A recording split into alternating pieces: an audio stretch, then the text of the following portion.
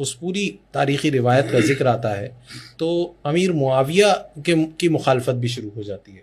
اور میں یہ سمجھتا ہوں کہ وہ ایک صحابی رسول تھے اور پوری کربلا کی تاریخ کا ایک جو پس منظر بیان ہوتا ہے اس پس منظر کو بیان کرتے ہوئے لوگ امیر معاویہ کو بھی مورد الزام ٹھہراتے ہیں. آپ کا کیا خیال ہے اس حوالے سے؟ دیکھیے ہمیں جو الفاظ استعمال کرنا چاہیے چونکہ وہ صحابی ہیں، رسول اللہ سے ان کو نسبت ہے، تو ادب اور محبت کا لفظ اور احترام کا لفظ استعمال کرنا چاہیے. لیکن جب بات حقیقت کو جب بیان کرنا ہوگا تو ہم ادب تو ہم الفاظ تو ہم سجائیں گے سنواریں گے، لیکن حقیقت سے ہم انکار نہیں کر سکتے، حقیقت سے انحراف نہیں کر سکتے. تو یہ تو ایک حقیقت ہے کہ یزید خود سے زمین سے نکل کے نہیں آ رہا ہے. یزید اگر آ رہا ہے کربلا میں تو زمین سے نکل کے نہیں آ رہا ہے، اچانک زمین پھٹی اور یزید نکل گیا اور تخت پہ جا کے بیٹھ گیا، ایسا نہیں ہے. بلکہ یزید کو جانشین جو بنا رہے ہیں وہ امیر معاویہ ہیں. اور امیر معاویہ رضی اللہ عنہ صحابی رسول ہیں. میں نے جو سمجھا ہے میں نے جو ان کو سمجھا ہے کہ ایک انسان ہونے کی حیثیت سے، ایک صحابی ہونے کی حیثیت سے، ایک مسلمان ہونے کی حیثیت سے جو صفات ہونی چاہیے وہ ساری صفات ان کے ہاں پائی جاتی ہیں. لیکن ایک چیز میں وہ سمجھوتا کرنے کے لیے تیار نہیں ہے. صرف ایک پوائنٹ ہے جس میں وہ سمجھوتا کرنے کے لیے تیار نہیں ہے، وہ پوائنٹ ہے کہ اقتدار بہرحال ہمیں چاہیے. پاور کے بارے میں، اقتدار اور پاور کے بارے میں، پولیٹیکل پاور جو ہے، پولیٹیکل پاور وہ دوسرے کو دینے کے لیے روادار نہیں. پولیٹیکل پاور ہمیں چاہیے اور ہمارے بعد ہماری نسل کو چاہیے. باقی جتنی چیزیں ہیں، جو بھی ان کی کمیاں آپ لے کے آئیں گے وہ سب اسی سے ریلیٹڈ ہیں. اور جو بھی اچھائی جو آپ ان کی لے کے آئیں گے، ان کے پاس اچھائیاں بھی بہت ہیں. جو ان کی اچھائیاں ہیں، جو اس سے باہر کی یعنی پولیٹیکل لائف سے باہر کی جو ہوگی چیز ہوگی وہ اچھائی ہوگی ان کی. اور پولیٹیکل لائف میں اس پوائنٹ پہ ہمیں اقتدار چاہیے.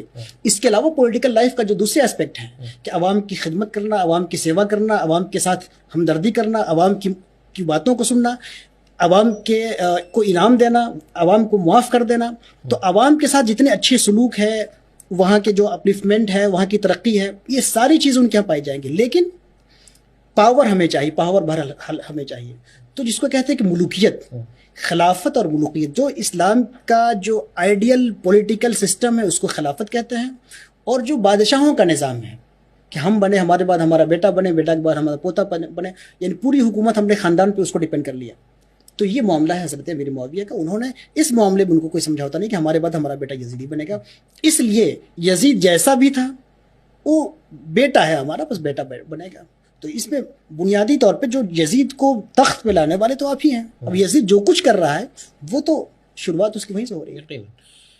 تاریخ کی بات ہو رہی تھی اور اس میں ایک چیز دیکھیے، ایک بات میں بتاؤں کہ ایک بڑے مورخ ہیں، ان کا نام یاد نہیں آ رہا ہے، جنہوں نے اورنگزیب کے بارے میں کہا کہ اورنگزیب فرشتہ نہیں تھا، کوئی انسان تھا، اور شیطان بھی نہیں تھا، انسان تھا. تو اورنگزیب کو بالکل آپ فرشتہ مت بنائیے، بالکل شیطان مت بنائیے. یہی حال امیر معاویہ کا ہے کہ بالکل آپ مطلب صحابی کا مطلب ان کے اندر صحابی ہیں تو کوئی کمی ہی نہیں ہو سکتی ہے. یہ بھی اچھی بات نہیں ہے نا. صحابی ہیں لیکن صحابی ہونے باوجود بعض کمی ہو سکتی ہے. اور اسی طرح انہوں نے یزید کو بنا دیا تو ان کے اندر کوئی خوبی ہی نہیں ہو سکتی یا وہ مسلمان ہی نہیں ہے.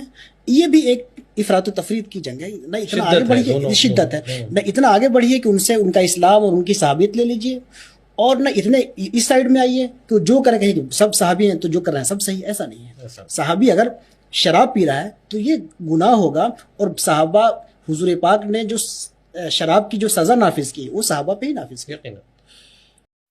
امیر معاویہ کا گستاخ جہنم کے کتوں میں سے کتا ہے، سچ کہا.